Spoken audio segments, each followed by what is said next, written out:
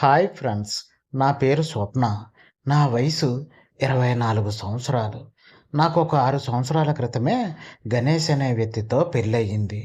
పెళ్ళయ్యి ఇన్ని సంవత్సరాలు అయినప్పటికీ కూడాను నాకు సంతాన భాగ్యం కలగలేదు. దానికి కారణం మా శ్రీవారిలో ఉన్న చిన్న లోపం. కానీ మా శ్రీవారు మాత్రం చూడ్డానికి చాలా చాలా బాగుంటారు. అదే విధంగా నేను కూడా మంచి తెలుపు రంగులో ఉండి కాస్త అందంగానే ఉంటాను. అయితే నాకు నా పెళ్ళికి ముందే మంచి మంచి సంబంధాలు వచ్చినా కానీ తెలిసిన వారి సంబంధం అని చెప్పి గణేష్‌తో నాకు పెళ్లి జరిపించారు మా పెద్దవాళ్ళు. అలా నాకు పెళ్లి జరిగిన తొలి రాత్రి నాడే నా భర్త సమస్య ఏంటో నాకు పూర్తిగా అర్థమైపోయింది. దాంతో మోసపోయాను అని తెలుసుకున్న నేను, నా మనసులో నుండి ఉబికి వస్తున్న దుఃఖాన్ని ఆపుకోవటమే కాకుండా, నా కర్మకు కన్నీళ్లు పెట్టుకుంటూ, నా భర్తతో కలిసి గుట్టుగా కాపురం చేసుకుంటూ ఉండేదాన్ని. అసలు ఈ సమస్యను ఎవరికి చెప్పుకుని బాధపడాలో నాకు అర్థమయ్యేదే కాదు. పోనీ నా పుట్టింటి వారితో నాకు వచ్చిన కష్టం గురించి చెప్పుకుందామా అంటే, ఎంతో కష్టపడి మరీ నాకు పెళ్లి చేసిన నా తల్లిదండ్రులు బాధపడటాన్ని నేను ఏమాత్రం చూడలేను. అందుకే నాకు కష్టంగా ఉన్నా కానీ, ఆ విషయాన్ని మాత్రం ఎవరితోనూ చెప్పకుండా నాలో నేనే బాధపడుతూ ఉండేదాన్ని. అలాగని నేను నా పాతివ్రత్యాన్ని వదులుకోవాలని ఏనాడు అనుకోలేదు. ఇది ఇలా ఉండగా ఒకరోజు మా మామయ్య గారికి ఒంట్లో బాగోలేదని కబురు వస్తే నేను నా భర్త ఇద్దరం కలిసి మా అత్తారింటికి బయలుదేరి వెళ్ళాము. మా అత్తగారి వాళ్ళ ఊరు వచ్చేసి ఒక పల్లెటూరు. పట్టణానికి చాలా దూరంగా ఉన్న ఒక మారుమూల ప్రాంతంలో ఉంటుంది ఆ గ్రామం. ఒక 8 గంటలు కారులో మట్టి రోడ్డులో ప్రయాణించి అతి కష్టం మీద మొత్తానికి ఎలాగోలా మా అత్తవారింటికి అయితే చేరుకున్నాము. తీరా అక్కడికి చేరుకున్నాక మేము మా మావయ్య గారి పరిస్థితిని చూసి బాగా కృంగిపోయాము. ఎందుకంటే అప్పటికే మా మావయ్య గారి పరిస్థితి బాగా క్షీణించిపోయింది. దాంతో నేను మా అత్తయ్య, మామయ్యల బాగోగులను చూసుకోవటం కోసమని అక్కడే కొన్ని రోజుల పాటు అలా ఉండిపోయాను. నా భర్త మాత్రం ఒక 2 రోజులు ఉండి తనకు సెలవులు లేవు అన్న కారణంతో తిరిగి సిటీకి బయలుదేరి వెళ్ళిపోయాడు. అలా చూస్తూ చూస్తూ ఉండంగానే ఇట్టే ఒక వారం రోజులు అలా గడిచిపోయాయి.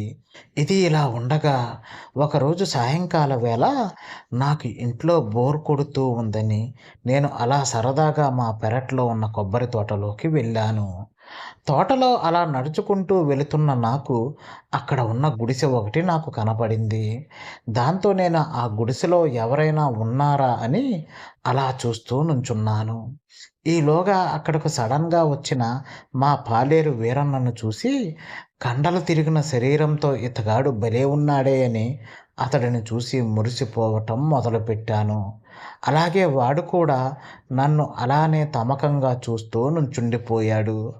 పైగా వాడు ఒక 6 అడుగుల ఎత్తు ఉండటమే కాకుండా మంచి శరీర సౌష్ఠవాన్ని కలిగి చూడడానికి నిండుకుండలా భలేగా ఉన్నాడు. దాంతో వాడిని చూసి చూడంగానే మనసును పారేసుకున్న నేను ఈ బోడి పాతివ్రత్యం ఉంటే ఎంత, పోతే ఎంత అని నాలో నేనే అనుకోసాగాను. అక్కడితో ఆగని నేను వీడితో కనీసం ఒక్కసారైనా ఆ అల్లరి పనిని చేసి నా ముచ్చట మొత్తాన్ని పూర్తిగా తీర్చుకుంటే చాలు, నా జన్మ మొత్తం పూర్తిగా ధన్యం అయిపోతుంది అని అనుకోసాగాను.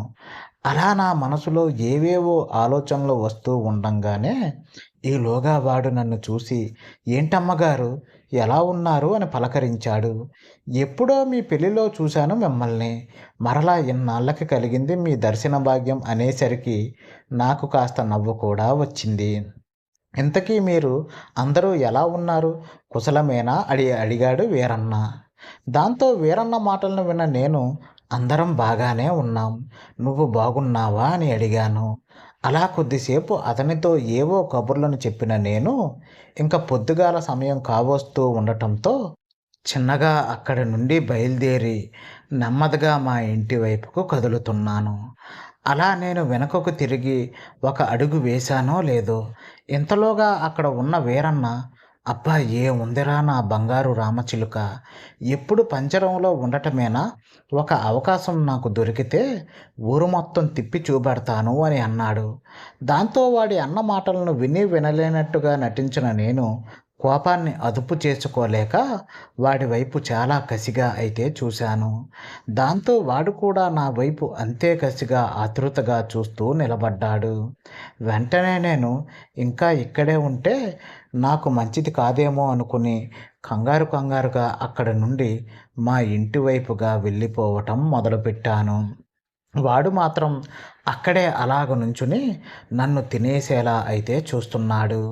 ఆ రోజు నుంచి ఆ వీరన్నగాడు నన్ను లొంగ తీసుకోవడానికి చేయని ప్రయత్నం అనేదే లేదు. నేను మాత్రం వాడి మాయలో అస్సలు పడేదాన్నే కాదు. దానికి తోడు ఎప్పుడు నాకు వాడు కనిపించినా గానీ వాడి కళ్ళల్లో ఉన్న ఆ కోరిక చాలా స్పష్టంగా నాకు కనబడతా ఉండేది. ఇది ఇలా ఉండగా ఒకరోజు మా ఇంట్లో పనిచేసే పని మనిషి మల్లమ్మ నా దగ్గరకు వచ్చి మరి ఆ వీరన్నగాడి గురించి గొప్పలు చెప్పడం మొదలుపెట్టింది. పైగా ఎప్పుడు ఏ సందర్భం వచ్చినా కానీ కావాలనే ఆ వీరన్నగాడి ప్రస్తావనను నా దగ్గరకు తీసుకుని వచ్చి వాడిని పొగిడే కార్యక్రమాన్ని పెడుతూ ఉండేది. ఇంకా ఎప్పటిలాగానే ఒకరోజు నేను నా పనులన్నిటినీ పూర్తి చేసేసి సోఫాలో కూర్చుని టీవీని చూస్తున్నాను. మల్లమ్మ ఏమో నా దగ్గరకు వచ్చి నా కాళ్ళు పడతా ఉంది. దాంతో భలే నొక్కుతున్నావే మల్లమ్మ, నీకు ఇంతకు మునుపు మసాజ్ పార్లర్లో పనిచేసిన అనుభవం ఏమైనా ఉందా అని తనని అడిగాను. అబ్బే, అదేమీ లేదే అమ్మగారు. మాలాంటి వారికి మీలాంటి వాళ్ళ కాళ్ళు పడితేనే కదమ్మా మా 4 ఏళ్ళు నోటిదాకా పోయేది అని గొప్పగా చెప్పుకొచ్చింది మల్లమ్మ. అక్కడితో ఆగిన మల్లమ్మ మసాజ్ అంటే గుర్తుకొచ్చింది అమ్మగారు. ఆ వీరన్నగాడు కూడా భలేగా మసాజ్ చేస్తాడమ్మా. వాడి చెయ్యి గాని పడ్డాదంటే ఎలాంటి తిమ్మిర్లు పట్టి నొప్పి పెడుతున్న ఒళ్ళైనా సరే చిటికెలో నయం అయిపోవలసిందే అని అనేసరికి ఆ మాటలను విన్న నాకు మల్లమ్మ మీద చాలా చాలా కోపం అయితే వచ్చింది.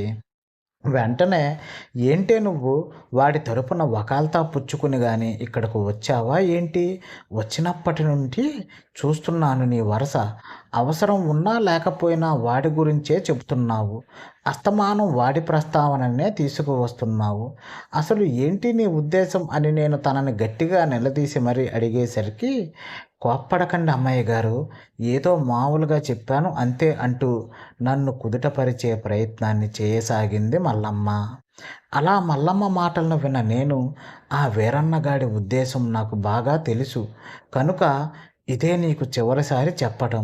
ఇంకొకసారి వాడి ప్రస్తావనను నా దగ్గరకు తీసుకొచ్చావంటే చంపేస్తాను జాగ్రత్త అని నాదైన స్టైల్లో మల్లమ్మకు వార్నింగ్ను అయితే ఇచ్చాను. దాంతో నా మాటలను చాలా సీరియస్గా తీసుకున్న మల్లమ్మ కూడా ఇంక ఎప్పుడూ వాడి గురించి నా దగ్గర ప్రస్తావించలేదు. కానీ నాకే ఒకరోజు అనుమానం వచ్చి మల్లమ్మని పిలిచి, అసలు నువ్వు ఎందుకని వాడి గురించి నా దగ్గర పదే పదే చెప్తున్నావు? అసలు నీకు వాడికి సంబంధం ఏంటి, నిజం చెబుతావా లేదా అని చాలా గట్టిగా అయితే అడిగాను. దాంతో నా మాటలకు బాగా భయపడిపోయిన మల్లమ్మ నెమ్మదిగా అసలు విషయాన్ని చెప్పటం మొదలుపెట్టింది. నా మొగుడు నన్ను వదిలేసిన సంగతి మీకు తెలిసిందే కదా అమ్మగారు అని తను నన్ను అడిగిన ప్రశ్నకు హా అవును తెలుసు అని బదులిచ్చాను. అలా నా మొగుడు నన్ను వదిలి వెళ్ళిపోయిన తరువాత ఒంటరిగా ఉంటున్న నా పైన మనసు పడ్డాడు వీరన్నగాడు. 2-3 సార్లు నన్ను తన వద్దకు రమ్మని బ్రతిమలాడాడు. కానీ వాడంటే ఏమాత్రం ఇష్టం లేని నేను ఎప్పటికప్పుడు వాడి నుండి తప్పించుకుంటూ తిరుగుతూ ఉండేదాన్ని. అలా ఒకరోజు ఎప్పటిలాగానే నేను కొబ్బరి తోటలో కింద పడ్డ మట్టలు అన్నింటినీ ఏరుతా ఉండంగా వెనకాతల నుంచి వచ్చిన ఆ వీరన్నగాడు నన్ను గట్టిగా పట్టుకుని తోటలో ఉన్న గుడిసెలోకి లాక్కుని వెళ్ళాడు. అక్కడే తన జీవితాన్ని ఇష్టం వచ్చినట్టుగా చెల్లాచెదురు చేశాడనే నిజాన్ని ఏడుస్తూ నిర్భయంగా చెప్పుకొచ్చింది మల్లమ్మ. అప్పటి నుంచి వాడు చెప్పిందల్లా తాను చెయ్యకపోతే అక్కడ జరిగిన విషయం గురించి అందరికీ చెప్పి నలుగురిలో తన పరువును తీసేస్తాను అని బెదిరిస్తూ తనతో తనకు కావాల్సిన అన్ని పనులను చేయించుకుంటున్నాడు అని ఎంతగానో బాధపడుతూ చెప్పుకొచ్చింది మల్లమ్మ. అలాగే నేను మీ దగ్గర ఉన్నంతసేపు వాడి గురించే అస్తమానం ప్రస్తావనను తెచ్చేలా, మీ మనసులో వాడిపైన కొద్ది కొద్దిగా సదాభిప్రాయం కలిగేలా చేయమని నన్ను ఎప్పటికప్పుడు టార్చర్ చేస్తూ ఉండేవాడు అంటూ భయంకరమైన నిజాన్ని కూడా నా ముందర బయట పెట్టేసింది మల్లమ్మ. అలా ఆమె చెబుతున్న మాటలను విన్న నాకు ఉన్నట్టుండి ఒక్కసారిగా ఒళ్ళంతా గొగులు పొడిచినట్టుగా అనిపించింది. ఛీ! ఈ వీరన్నగాడు ఇంతటి దుర్మార్గుడా! ఏమాత్రం జాలి దయ లేని ఈ నరరూప రాక్షసుణ్ణి ఇంక ఏమాత్రం ఉపేక్షించకూడదు అనే నిర్ణయాన్ని అయితే తీసుకున్నాను. పైగా ఎందుకైనా మంచిది వాడితో కొంచెం జాగ్రత్తగా ఉండాలి అంటూ నాకు నేనే హెచ్చరించుకోసాగాను. ఇంకా ఒకరోజు మా అత్తయ్య గారు మా మామయ్య గారిని తీసుకుని హాస్పిటల్‌కి ట్రీట్మెంట్ కోసమని బయలుదేరి వెళ్ళింది. ఇంట్లో ఒక్కడితోనే ఉన్న నాకు ఏం చెయ్యాలో తెలియక అలా సోఫాలో కూర్చుని టీవీ చూస్తా ఉన్నాను. ఈలోగా పనిమనిషి మల్లమ్మ పెద్ద పెద్దగా అరుస్తూ ఆర్తనాదాలను చేస్తున్న శబ్దం నాకు వినపడటం మొదలయ్యింది.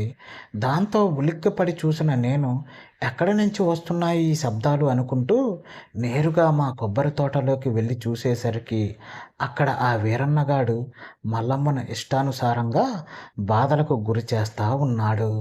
దాంతో ఏంటి ఈ అన్యాయం? ఎందుకు ఆమెను అలా చిత్రహింసలు పెడుతున్నావు? అడిగేవారు ఎవరూ లేరనుకున్నావా? ఇప్పుడే నీ పైన పోలీసులకు కంప్లైంట్ చేస్తాను ఉండు అనేసరికి నా మాటలకు విని బాగా కోపం తెచ్చుకున్న ఆ వీరన్నగాడు, రావే నా జింగిల్ రాణి, నీకోసమేనే ఎన్నో రోజుల నుండి 1000 కళ్ళతో ఎదురు చూస్తున్నాను అని నాతో తొంటరి మాటలను ఆడటం మొదలుపెట్టాడు.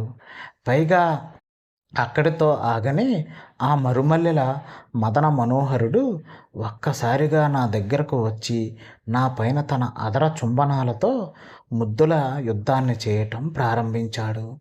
దాంతో ఆ సంఘటనను అక్కడే ఉండి కళ్ళారా వీక్షిస్తున్న మల్లమ్మ కూడా వెంటనే ఇంకా అక్కడి నుంచి పరుగో పరుగున అయితే వెళ్ళిపోయింది. దాంతో ఇంకా అక్కడ ఎవరూ లేరు అన్న ధైర్యంతో బాగా శృతిమించిపోయిన ఆ వీరన్నగాడు నన్ను పక్కనే ఉన్న గదిలోకి తీసుకుని వెళ్ళి అక్కడే నా అందచందాలను పూర్తిగా దోచుకునే పనిలో అయితే పడ్డాడు. దాంతో మొదట్లో వాడి ఇష్టాన్ని కాదని కాస్త బెట్టు చేసిన నేను వాడు నాపైన చూపిస్తున్న ఆ చిలిపి ప్రతాపానికి ఉన్నట్టుండి ఒక్కసారిగా దాసోహం అయితే అయిపోయాను. బహుశా ఇంతకాలం నా భర్తకు దూరంగా ఉన్న కారణంగానో, లేదు అంటే నాకు తెలియకుండానే వీరన్నగాడి మీద ఇష్టాన్ని పెంచుకోవటం వలనో తెలియదు కానీ ఆ రోజు వీరన్నగాడి ఒడిలో గువ్వపెట్టలా ఒదిగిపోసాగాను నేను. అప్పటి నుండి ఇంక నేను ఎప్పుడు మా అత్తారింటికి వెళ్ళినా కానీ నా కళ్ళు కోటి వెలుగుల కాంతులతో వీరన్నగాడి రాక కోసం ఎదురు చూస్తూ ఉండేవి. అలా ఎదురు చూస్తూ ఉండంగా ఎప్పుడైతే వీరన్న కనబడేవాడో అప్పుడు నా గుండెల్లో కొన్ని వేల సముద్ర కెరటాలు ఒక్కసారే అలజడులు సృష్టిస్తున్నట్టుగా నాలో ప్రకంపనలు కలిగేవి. అలా పెళ్లి జరిగి కొన్ని సంవత్సరాలు అయినప్పటికీ కూడాను చాలా కాలంగా భర్త స్పర్శకు దూరంగా ఉంటూ వట్టి నిరాశ నిస్పృహలతో కొట్టిమిట్టాడుతున్న నా జీవితంలోకి వీరన్న రాక కారణంగా మూడు బారిపోయిన నా జీవితం అనే కొమ్మకు కొత్తగా చిగుర్లు రావటం మొదలయ్యింది. ఇట్లు మీ స్వప్న. ఓకే ఫ్రెండ్స్, మా ఈ వీడియో కనుక మీకు నచ్చినట్టయితే లైక్ చేయండి, షేర్ చేయండి, సబ్స్క్రైబ్ చేసుకోండి ఫ్రెండ్స్.